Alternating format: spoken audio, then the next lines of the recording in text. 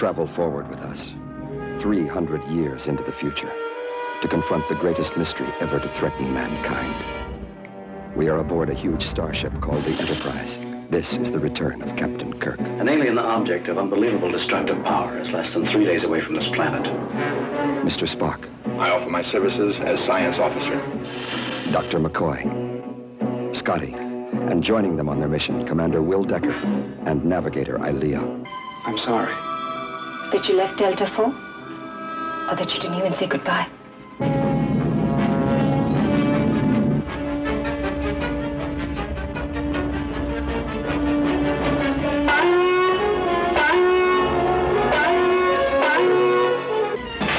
Get us back in impulse power. Full reverse.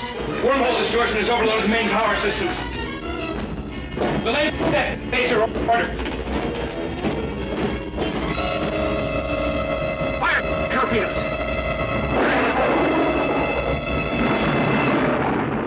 This, then, is the epic journey of the Starship Enterprise, traveling to the outer limits of time and space to challenge a vast, living machine of destruction. The human adventure is just beginning.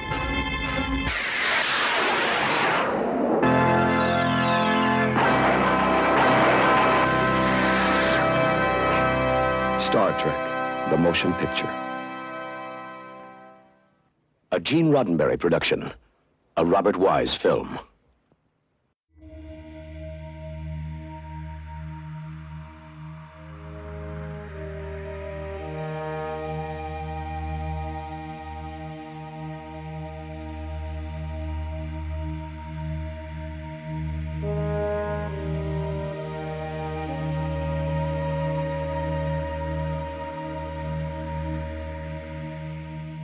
Rewatch Podcast presents the Star Trek Film Series Rewatch. Join us each week as we head into the final frontier aboard the Starship Enterprise.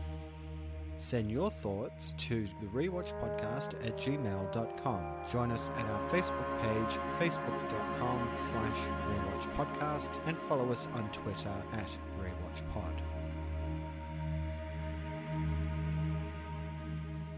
Today we're discussing Star Trek, the motion picture, starring William Shatner, Leonard Nimoy, DeForest Kelley, James Doohan, George Takei, Walter Koenig, Nichelle Nichols, and Stephen Collins, directed by Robert Wise.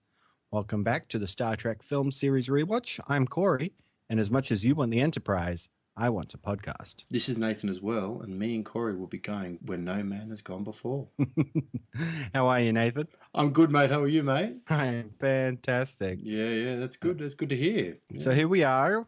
We're kicking off the Star Trek Film Series Rewatch right at the beginning with the first movie. We're finally kicking off the Star Trek rewatch. It's been a long time coming. Believe it or not, folks, but this has been talked about for quite some time behind the scenes. So this is actually exciting for me and Cory to kind of, kick off this adventure with you guys. And we, as always, we hope you are watching the movies with us at the same time. Absolutely. So let's get into it. Let's start with our personal history with this movie. Like, when was the first time you saw it and so on and so forth? So what's your history with this? The first time I saw this, I think my dad showed it to me when I was like a young boy. And quite frankly, I didn't understand it when I was young. It took me a while to kind of work my way back to this film. I think I spoke on the Zero episode about how I was kind of introduced to Star Trek and how I kind of discovered Next Generation and then kind of worked my way back to the original series. I think I always used to catch original series episodes on TV, but it took me a while to kind of really kind of get into the movies.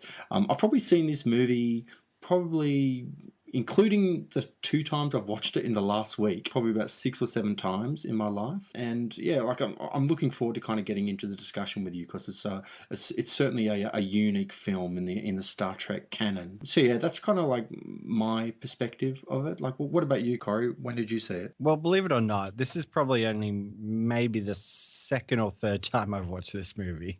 I've said before that, I really got into sci-fi TV when I was a kid. And that's kind of why I kicked off the Rewatch podcast with a Sliders rewatch, because that was the show that got me into sci-fi. So it wasn't really until I really started getting into movies in my late teens, like towards the end of high school, that I started to really track down a lot more sci-fi movies. And this one wasn't high on my list because, you know, by the time I was getting into sci-fi TV, Star Trek: The Next Generation had already finished up, and they were getting into all those spin-off shows, which I still haven't seen. But you recently just watched Next Generation from Go to Woe, didn't you? I did, yeah. So I've seen all of that now. Did you enjoy it? And I really, really, really enjoyed it. Yeah. But, you know, I watched all the Star Trek movies back when Into Darkness was coming out. Yeah. That was the first time I'd actually watched all of the Star Trek movies. That was the same thing. I just binge watched them. It was like one a day. Yeah.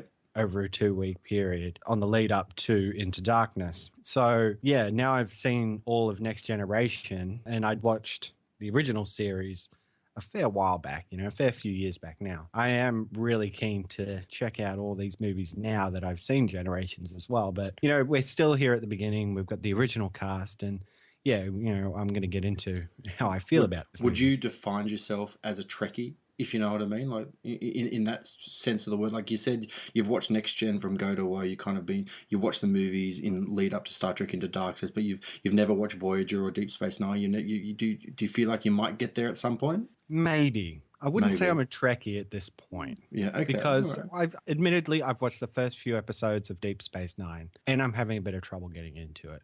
But I'm going to give it the benefit of the doubt because of how much I really enjoyed watching Next Generation. I think it's interesting you kind of brought up the point, though, that Deep Space Nine was a bit of a different style of Trek to Next Gen and the movies as well. And I think that's always been one of the defining characteristics of Star Trek, is just how different all the series are in tone. I mean, like, yes, they kind of feel the same. It's this ideological view of the future where there's no war and all that kind of stuff, and everyone's kind of, you know, like on Earth anyways, kind of friendly and whatnot, and they're all kind of unified, you know, with the whole space thing and space exploration and whatnot. But the series have always kind of had a difference in tone, and I actually thought it was really interesting going back to the motion picture, because truly, from a Star Trek tone point of view, this film is really strange compared to the rest of them. It really is. Am I right in saying that? No, I completely agree. This is very, very different in tone. So, well, let's get into it. You know, I'll begin with a quick synopsis of this movie. A massive alien spacecraft of enormous power destroys 3 powerful Klingon cruisers, entering Federation space. Admiral James T. Kirk is called upon to take command of the USS Enterprise for the first time in several years. The alien spacecraft is heading towards Earth, destroying everything in its path. The only starship in range is the Enterprise. After undergoing a major overhaul in dry dock, Kirk rounds up the rest of his old crew and acquires a few new members and sets off to intercept the alien spacecraft. So, pretty basic plot. Pretty basic plot. There's a few leaps of logic in the plot, but that's okay. And like, don't get me wrong, if I appear that I'm sounding like slightly negative about this film, it's probably a bit of a misconception, because honestly, when I really come down to it, I actually quite like this movie. It's quite entertaining if you just watch it for what it is and kind of get stuck into it. But yes, I don't quite understand why Kirk suddenly comes back to command the Enterprise, but that's okay. Yeah, well, let's give a little bit of trivia on the movie. So this came out December 7th of 1979. So this was Christmas release, which I do believe many of the Star Trek films were. Keep in mind, too, that the film came out in 1979, but there was actually talk of a film version of the Star Trek original series since 1970. So there was a long gestation process with actually getting to the screen for this particular movie. So it was a long time coming. 1979 couldn't come around quick enough for a lot of the diehard Trekkies out there, you know, in the 70s. Yeah, and it wasn't until years later that I realized that the original series isn't that long in terms of how many seasons it had. No, you're right. There's only 3 seasons, but there's also an animated series as well. There's 3 series that was done between, I think it was it was cancelled in 69, so 67, 68, 69, and then there was an animated series done in the 70s at some point, which I've actually never watched. I know you can kind of pick up the whole thing on DVD and whatnot, but I've just never gone down that path. Maybe I will one day when I'm finally dried myself up of all things Star Trek and I'm yearning for something new. So we'll see if I kind of go down that deep, dark rabbit hole, if you know what I mean. Yeah, but this is a testament to good sci-fi, because good sci-fi lasts. Even though it only ran for 3 seasons, it had a huge following. Just, a lot of people might have a go at me for this, but this is the same with Star Wars, in that it was only 3 movies. It was 3 movies, but it just lasted forever. Yeah. It wasn't huge, and then it wasn't until all the prequels came in, and now we've got animated series and blah, blah, blah, blah, blah. But yeah, that is a testament to how good Star Trek is. 3 seasons of a TV show and it gets a movie. I guess maybe later it would be beaten out by something like, say, Firefly, which only got 1 season, and that got a movie, which was theatrically released. I'm telling you now, Netflix should go to Joss Whedon and just throw tons of money at him and get him to make some more Firefly. This movie earned $17 million within the opening week. And then in its widest domestic distribution, the film was shown in about 1,000 theaters and it grossed over $82 million in the United States, making it the 5th highest grossing film of 1979. So in an overall gross, it was over $130 million. It was $139 million. It's actually pretty big for its day. I think if you adjust it for today's dollars, you times it by 4. So it's a huge sum of money. The timesing that by 4, I mean, that's a $500 million. Yeah, I know. And movies like Avengers and whatnot are making over $1 billion these days, but over $500 million, that's just outstanding in 1979. I know, and this was quite the production as well. But to give people a bit of a background of how the movie came about, I just want to read this out a little bit. When the original television series was cancelled in 1969, Star Trek creator Gene Roddenberry lobbied Paramount to continue the franchise through a film. The success of the series in syndication convinced the studio to begin work on a feature film in 1975. A series of writers attempted to craft a suitably epic script, but the attempts did not satisfy Paramount, so the studio scrapped the project in 1977. Paramount instead planned on returning the franchise to its roots with a new television series, Star Trek Phase 2. The box office success of Close Encounters of the Third Kind convinced Paramount that science fiction films other than Star Wars could do well at the box office. So the studio cancelled production of Phase 2 and resumed its attempt at making a Star Trek film. In 1978, Paramount assembled the largest press conference held at the studio since the 1950s to announce that double Academy Award-winning director Robert Wise would direct a $15 million film adaptation of the television series, which was a huge coup for Star Trek at the time to attract such huge praise from a film industry luminary like Robert Wise. I mean, this guy is out of control as far as his resume is concerned. I mean, Robert Wise won twin Academy Awards for Best Picture and Best Director for both West Side Story and The Sound of Music. Now, he also made The Day the Earth Stood Still as well. And going back further, if you actually look deep into his resume, Robert Wise was the editor on Orson Welles' Citizen Kane. So think about that for a second when he walks in to actually direct a Star Trek film. Like it's a huge deal. Yeah, I mean that is massive, to say the least.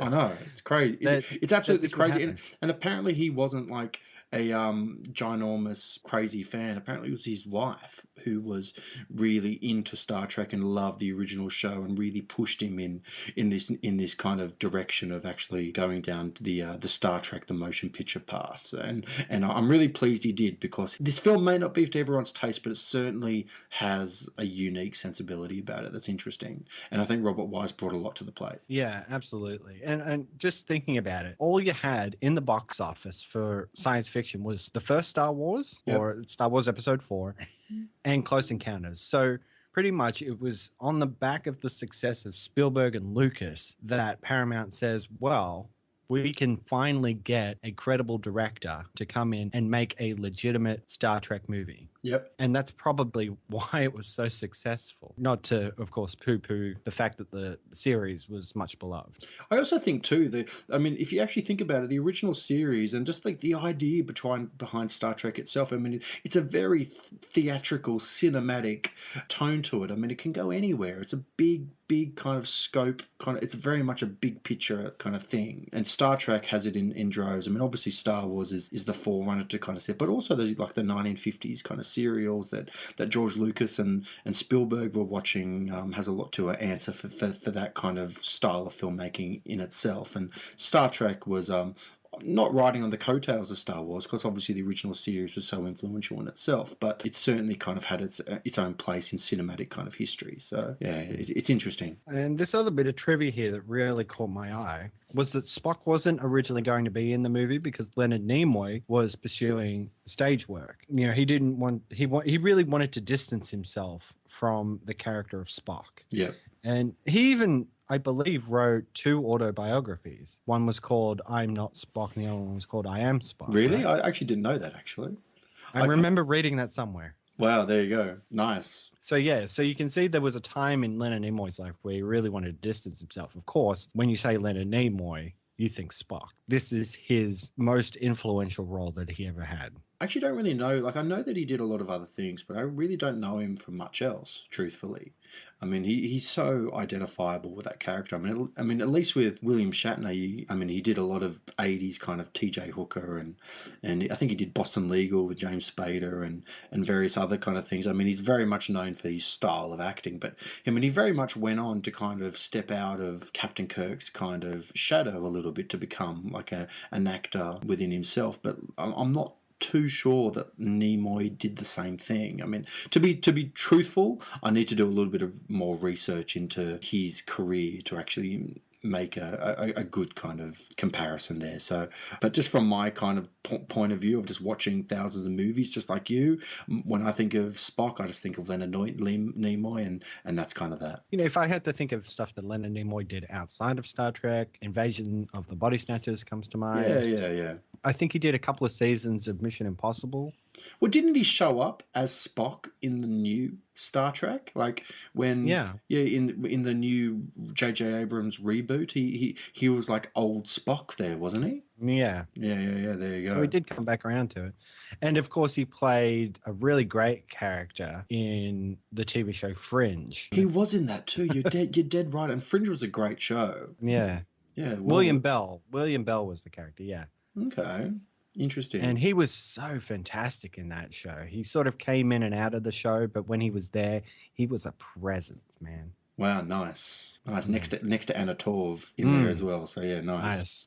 Awesome Australian actor. Yeah, that's exactly right. Another interesting trivia about this film is Orson Welles, and I think we spoke about Robert Wise was involved with Citizen Kane, so he obviously had a connection to Orson Welles, but Orson Welles actually narrated trailers for the film. It's all on the DVD. I got the Blu-ray, man. I got the big Blu-ray ginormous box set, and it's got about 15 trailers on there, and I kind of watched them all in preparation for the show, and at the end of the trailers it says Star Trek, a G-rated movie or something like that, in this kind of this is a world voice, you know, that trailer voice, and it's hilarious. What else did I want to kind of say? According to, and I reckon this is actually a big deal, according to the Guinness Book of Records, at the time of its release, this was the most expensive film ever made at a total production cost of $46 million, which is huge. However, following the release of Superman 2, total production costs of $109 million were attributed to the first 2 Superman films,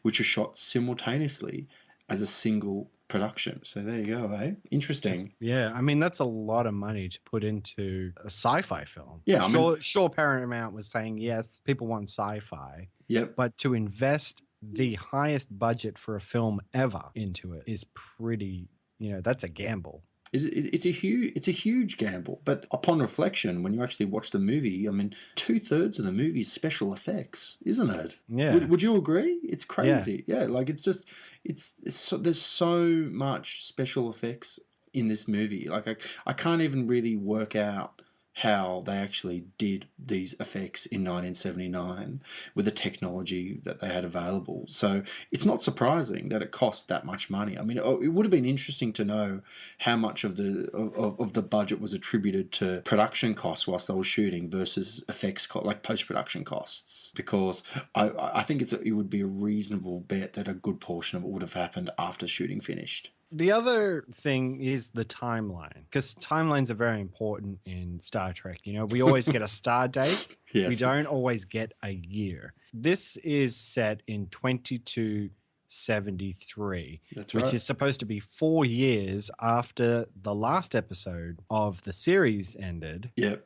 Yet it is filmed 10 years later. Well, it's interesting to say that because I've read some trivia that I actually don't have in the notes that apparently the whole crew, like as in the original series crew, Kirk and Uhura and Sulu and everyone, apparently they were super concerned about their appearance because obviously they were 10 years older and they were kind of really, really worried about kind of being like overweight or kind of just not like in shape or anything like that. Apparently Kirk before shooting began was just like he was hardly eating. He was exercising like a maniac to kind of get himself in shape for the role, which I thought was quite funny because it's only set, as you say, 4 years after the last episode in season 3. It's hard to gauge. I mean, especially with Kirk being an admiral, you know, everybody knew him as Captain Kirk. Yeah. Like that was the thing. He was captain of the Enterprise. So in this, he's an admiral. He is brought back to the Enterprise. Well, from what I understand, he kind of forces himself into the role. I don't know if people were calling up saying, "Hey Jim, we need you. There's this big cloud coming towards Earth, and the only thing that's in the way is the Enterprise, and you're the man to do it." You know. Anyway, we'll get into all that, but a lot of it made me laugh.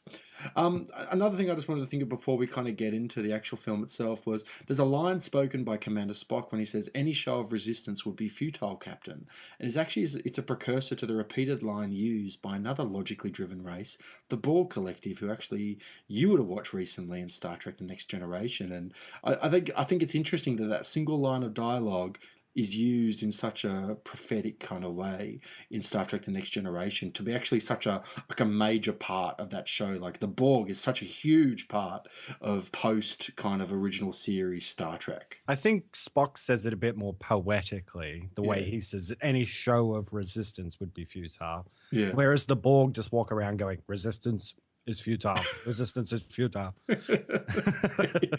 Exactly. So they get a bit more mechanical in the line delivery, if you will. So okay, now that we've kind of finished the trivia part of the show, I think it's time to kind of get into a bit of a main discussion about the film itself. First impressions. Why don't you go first? My first impression is that it's long. Oh, yeah. It is really long. It's 2 hours and 12 minutes. Yeah, sometimes excruciatingly long. And I think that's a bit of a downfall. I understand that Gene Roddenberry is all about the science and not really about the action. And that's kind of what's going to change up when we get to the new stuff. But yeah, you know, they linger on things so much. And you know, it's like we were saying, like, it's amazing how they capture all the special effects the way that they did in 1979, which is you know, it's great. You know, you want to show us the Enterprise and so on. But I was talking about this with someone the other day, and he was actually watching the movie with me, and I said to him that it's very easy for people to kind of not be very nice about the effects and actually say disparaging things. But you know what, man? At the time, there was a lot of really clever, very intelligent kind of operators kind of putting these effects together. I actually think it's really impressive. It's like watching Star Wars. Like, how did they do those space sequences and whatnot back then? It would have all been optical effects using Oxbury printers and various kind of other things. It's quite fascinating the way effects were done back then. It's amazing. The thing I love about trying to capture the movement of ships through space is that they don't move the miniatures. Yeah. They move the camera. Yeah.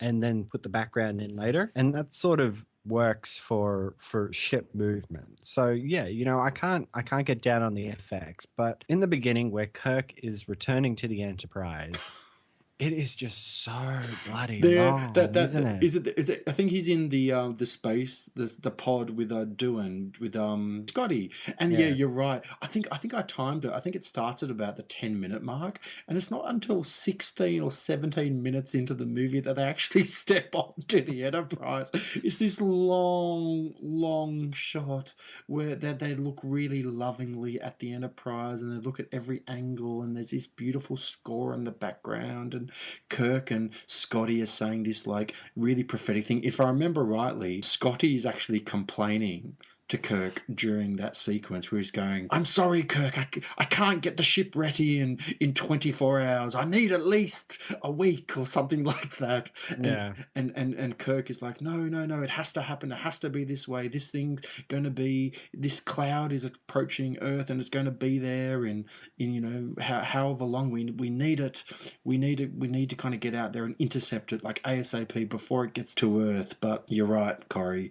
It takes so long. Yeah. I mean, they even go like right around the front as well. Yeah, it's like, yeah. oh, I've got to have a look at the front before we go in. Yeah, it would have been interesting though to know, like, if you were in the audience at the time, if that single shot would have had a different effect on you as a viewer, because I mean, let's not forget too. These are the days before home video. I mean, the only way you were watching Star Trek was on syndication on TV, or you're watching it at the movies. So I suppose there would have been a lot of people that wouldn't have seen Star Trek or the Enterprise in 10 years' time, or whatever it might have been. Yes, to them, it's like you're right. It's like they're salivating over the Enterprise in that shot, aren't they? Yeah. And I have to say, I'm loving Scotty. He's hilarious, isn't he? Yeah, because it's been a while since I've watched the original series, but seeing him here, and yeah, he's talking about the time frame and everything like that. Kirk's trying to tell him, oh, we're going to go at this time, and he's saying, no, it's going to take this long. It actually took me back to the episode of Next Generation that Scotty was in. His transport had crashed, and he'd actually saved himself by putting himself into the transporter system. So all they had to do was come along and reanimate him. So he comes into the Next Generation series in an episode, and the whole time he's talking with Geordi. He's telling him, don't tell the captain how long it's going to take. Actually, tell him it's going to take even longer, because then when you beat that time frame, then the captain's going to think that you're awesome. Oh my god, it's hilarious. So watching him talk about the time frame and stuff like that, it's kind of that part he played in Next Generation has sort of really rounded out the character. I totally forgot when you that go back. I totally forgot that he showed up in Next Gen.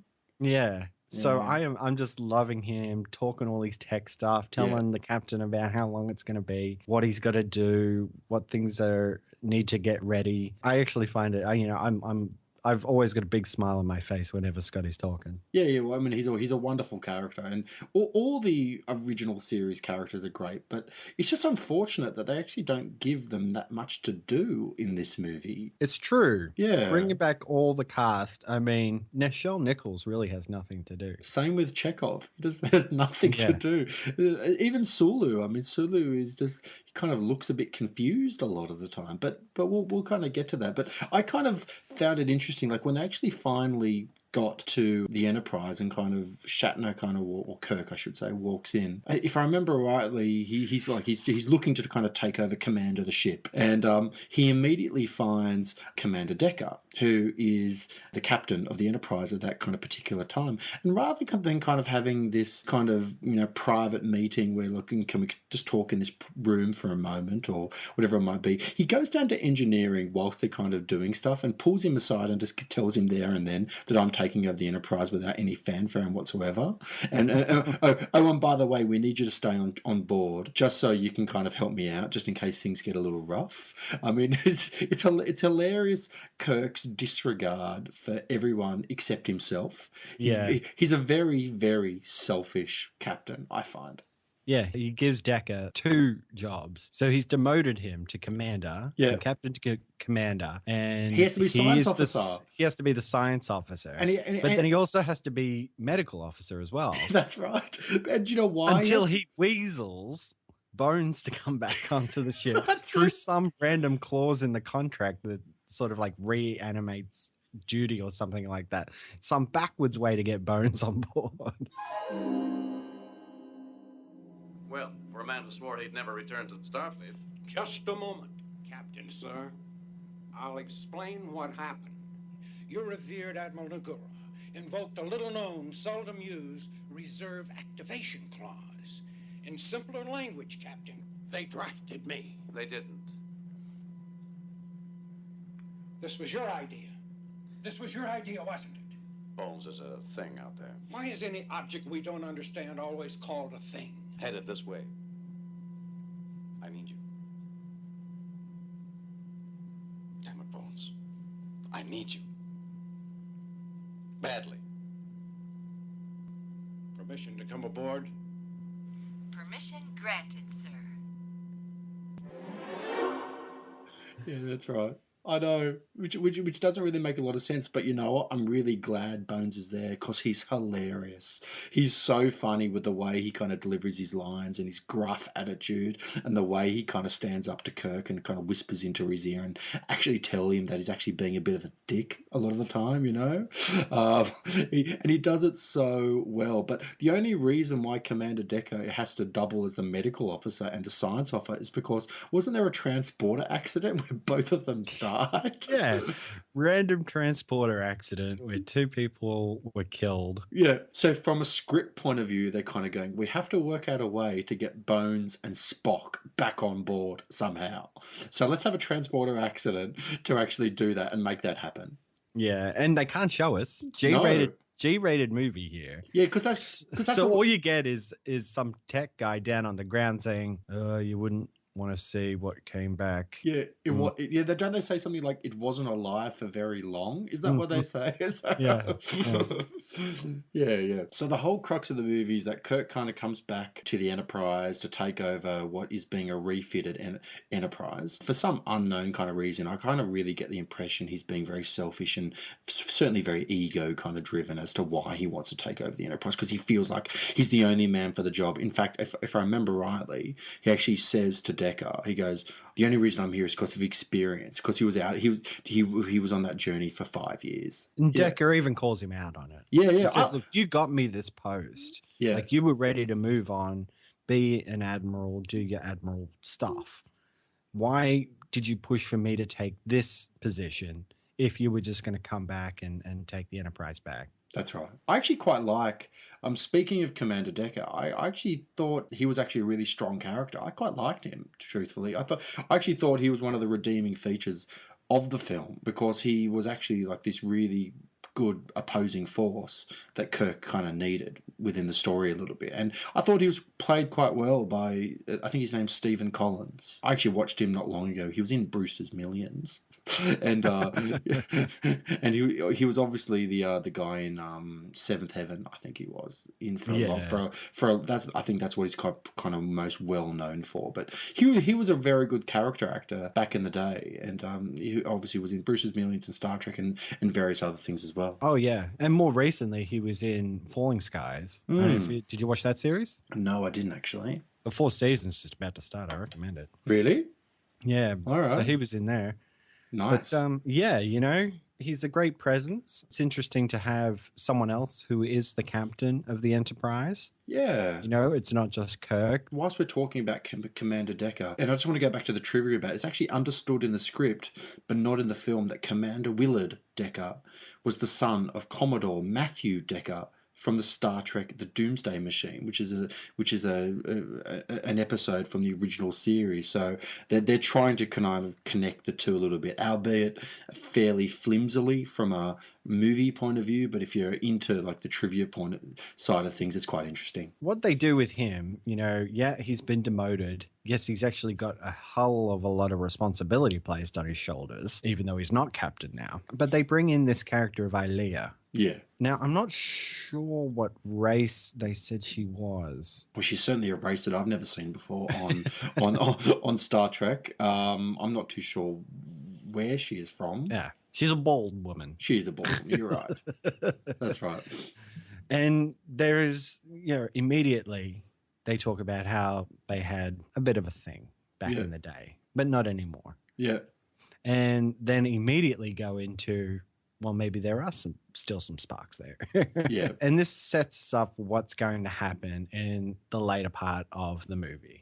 Oh, very much so. It's a huge part of it because shall we jump forward a little bit, Cory? Yeah. So what happens is that the cloud is kind of approaching towards Earth, and the Enterprise intercepts it, and they actually enter the cloud. What happens is that I think they get probed by what appears to be some kind of laser, and it's scanning the ship, and then for no real reason it kind of absorbs Commander Alia. Yeah. Kidnaps her. Do you know, just quickly, somebody actually pointed out to me the other day too that the cloud that is approaching is a very good example of what we think of now as the cloud in the internet. It's this thing that absorbs data.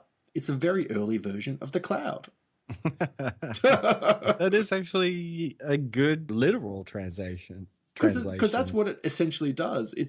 I mean, I can't remember what the motto of the cloud is, but it's something about learning relentlessly, and it just wants to absorb data, and it kind of modifies itself as it's traveling to its destination, which is it wants to give the creator its data or something like that. I think that's kind of the whole vibe. But yeah, anyway, so we're up to Enterprise enters Vija, the cloud, and absorbs Commander Alia. So yeah. What it does is it makes a copy of Alia and then sends it back as some sort of information gathering unit. Yeah. A probe.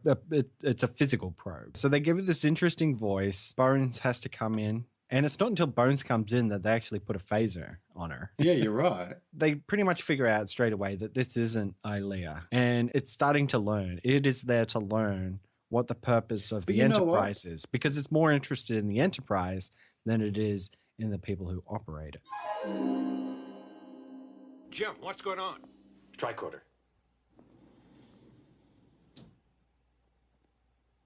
Who is V'ger? V'ger is that which programmed me. Is V'ger the name of the captain of the alien vessel? Jim, this is a mechanism. A probe, Captain. No doubt a sensor transceiver combination, recording everything we say and do. Where is Lieutenant Alia? That unit no longer functions. I've been given its form to more readily communicate with the carbon-based units infesting Enterprise. Carbon-based units? Humans, Ensign Perez. Us. Why does V'ger travel to the third planet of the solar system directly ahead?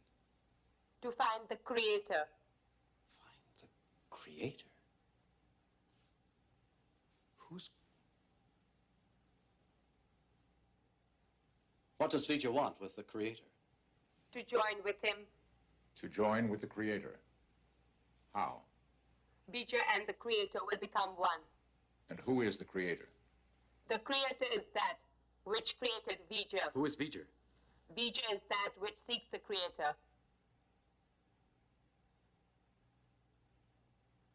I'm ready to commence my observations. Doctor, a thorough examination of this probe might provide some insight into those who manufactured it and how to deal with them. Fine. Let's get her to sickbay. I'm programmed to observe and record only the normal functioning of the carbon-based units. The examination is a normal function. You may proceed.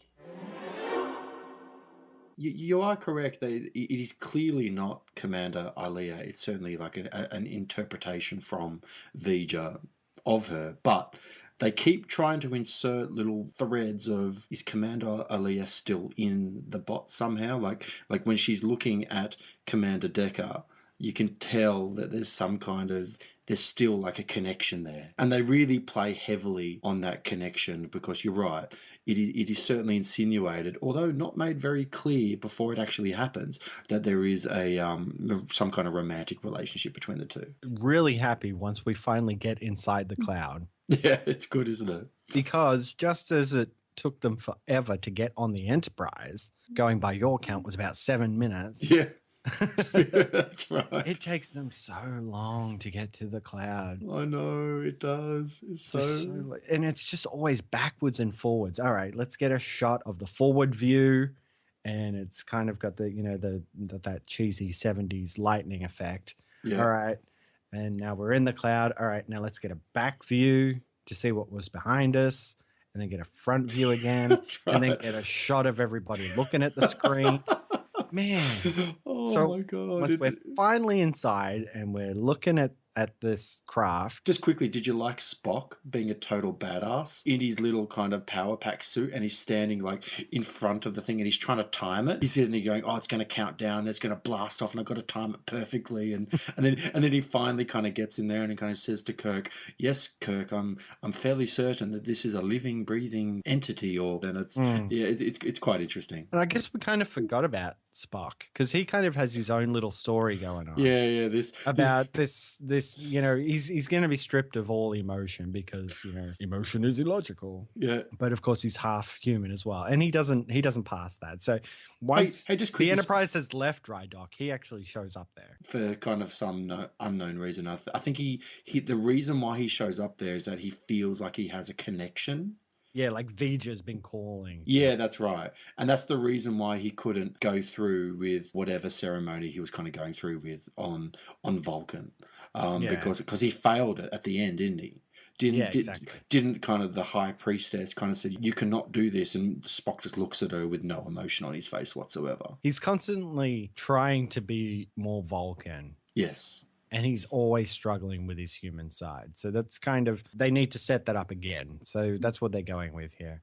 And yeah, so they're inside. They find out that this thing calls itself Vija because of the probe, the Ilea probe. That's revealed reasonably early in the movie, the whole concept of Vija. Yeah. They know that reasonably quickly. And I mean, obviously that's the twist. That's the Shyamalan twist right there. The concept of, is Vija an alien race? Is that, or is that short for something that gets revealed later in the movie? Which once it kind of gets revealed, you kind of go, oh, okay, that kind of makes sense now. But it's definitely like a purposeful twist to kind of keep you guessing towards the end. So Spock goes into it, this weird exhaust port, maybe. Yeah. I don't know. Yeah. It looks like an asshole. It does. You're not wrong. The way it kind of opens, it like contracts and then expands. Anyway. And he shoots himself through it, and then he goes through this whole 2001: A Space Odyssey ordeal of seeing stuff. And he gets shot back out again, and Kirk rescues him, and he goes into some sort of catatonic state after his experience in there, because I don't really know what he saw. He kind of says that he sees like everything. Yeah, that's right. Doesn't he go in there and he goes, I've got a mind meld with that thing or whatever it is, and he puts his hand on it and he just totally freaks out, and it kind of spits him out, and I think he gets back to the Enterprise. And the big key is that he tells Kirk to start treating Vija, or the appearance of Commander Ilea, as a child. He actually says, it's actually a child. It hasn't evolved. Do not try to treat it like an adult. And that's what Kirk does. Kirk immediately starts talking to Commander Ilea like this, a little child, and kind of starts kind of going, well, I'm not going to give you the information because you're not being very nice at the moment. Yeah. And then it kind of ends up kind of giving in, doesn't it? It actually throws a hissy fit, doesn't it? And the way they try to tap into that is to try and play on the connection between Decker and Ilea. Yeah. Because they figure, well, they've made a copy. Maybe they copied her too well, and all of her memories and stuff are still in there. So let's play on that. Let's try and get it to understand what us carbon units, as she calls them, are all about. Yeah, that's right. It comes to them that the reason that it kind of overlooks the carbon units is because Vija itself is a machine. So it only recognizes other machines as being, I guess, quote unquote, living things. That's exactly right. And that's the big reveal, because I think they all kind of go out in their little spaces. Actually, I think it lets it in, doesn't it? It kind of says, I think Kirk says to Commander Ilea, I'm not going to deal with you. I just want to talk to Vija itself.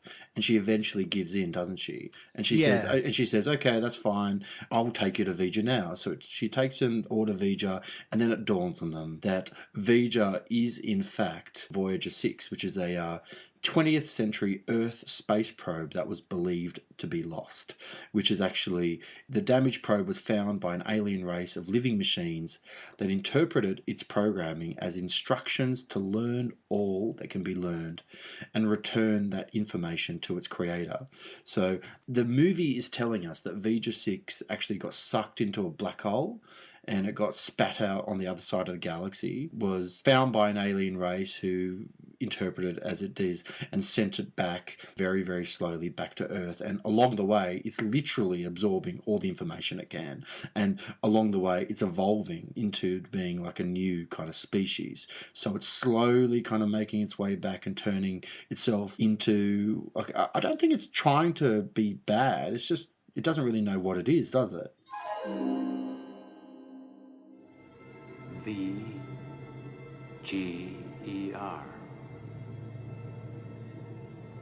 Feature.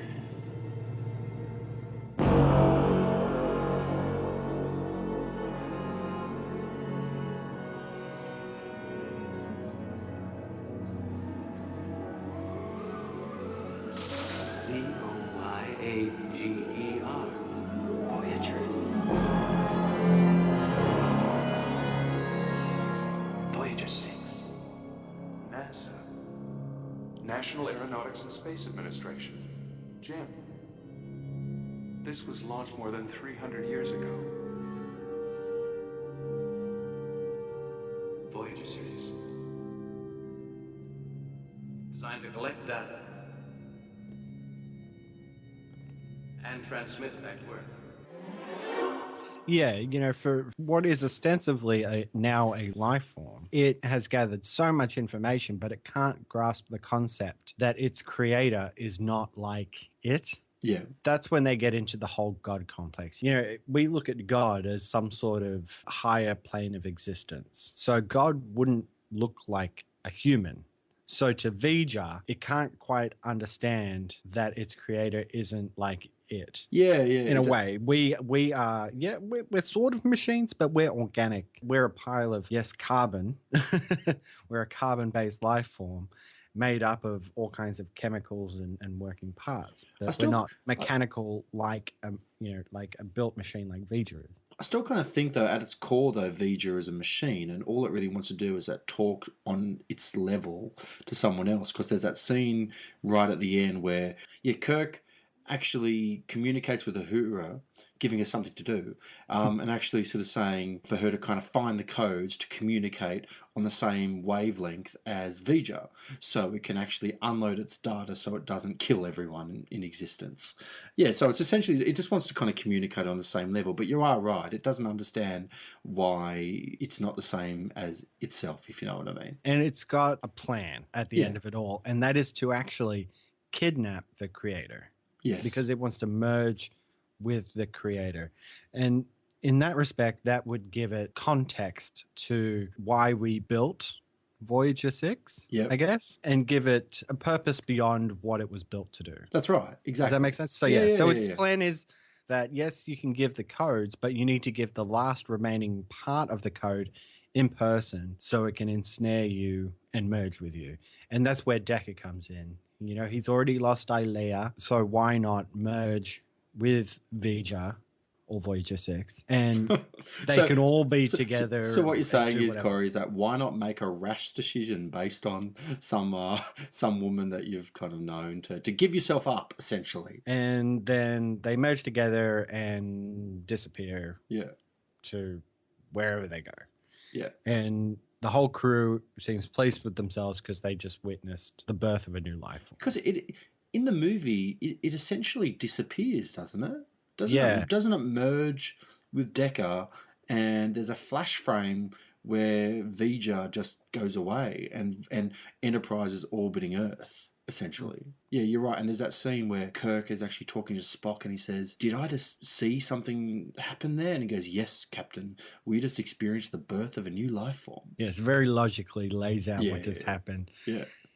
And yeah, that's pretty much the end of the movie. I did think it was quite poignant when Kirk said, "Oh, list 2 casualties." Actually, no, just report Commander Decker, or he calls him Captain Decker, and Commander Ilea as missing. Missing, I know, which is a bit rude because you know exactly what happened to them.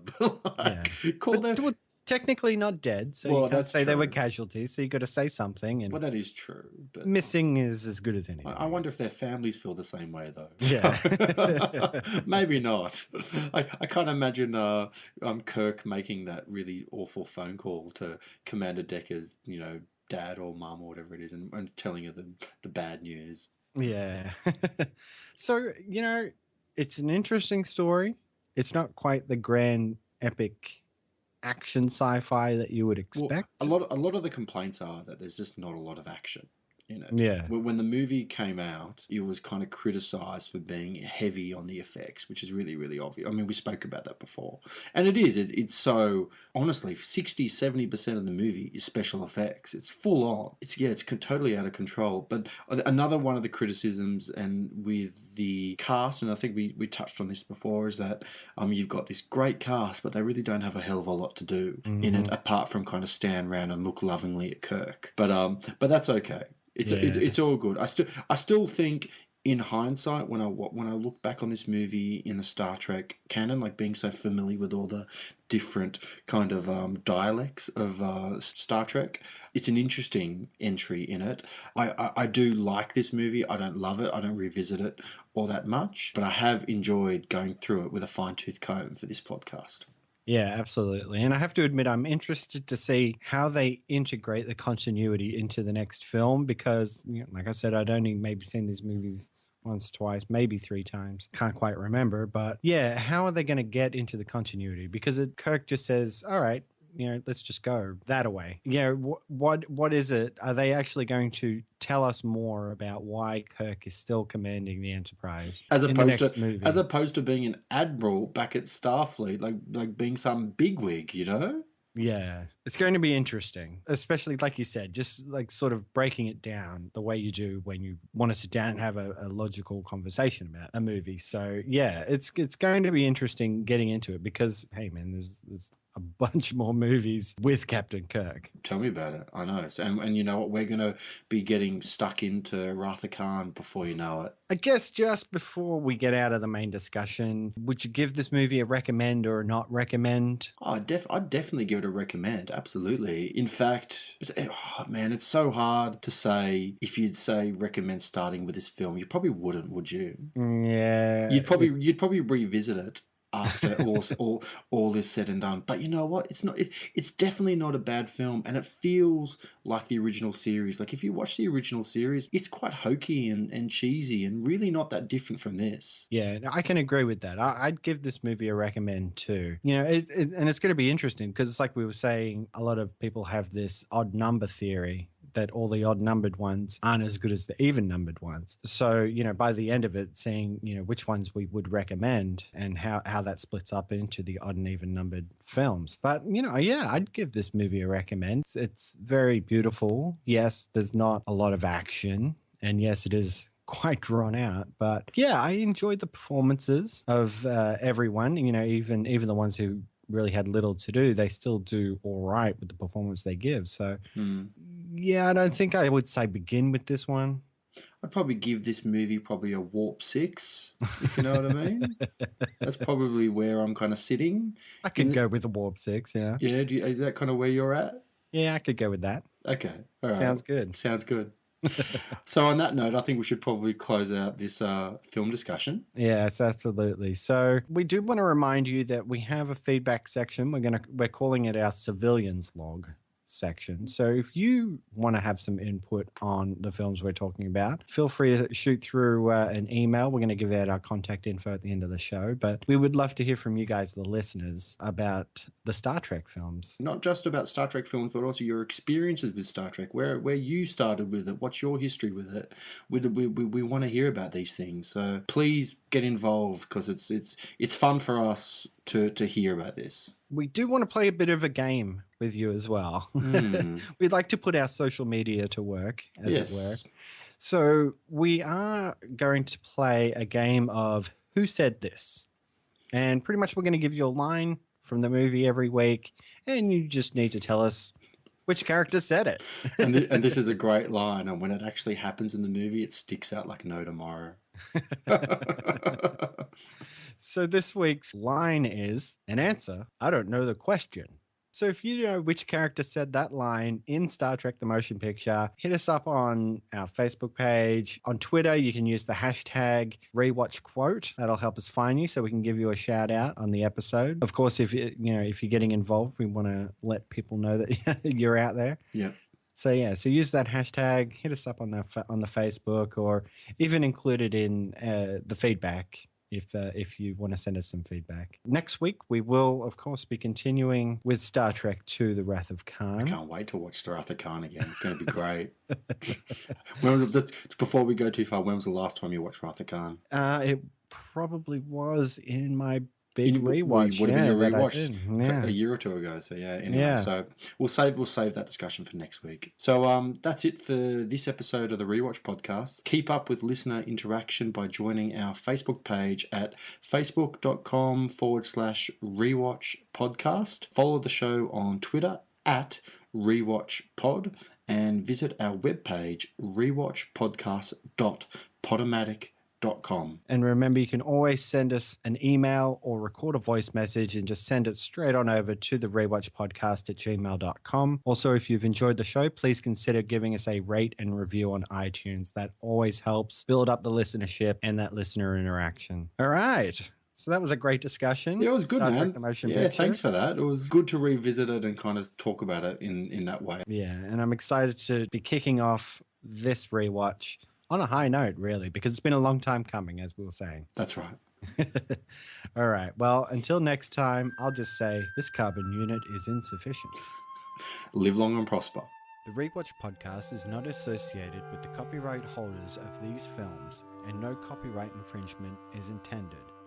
The use of any and all copyrighted material is only for parody, news analysis, critique, or educational purposes as provided in Title 17, aka Fair Use. Music provided by Kevin MacLeod at incompetech.com. Copyright 2015, The Rewatch Podcast.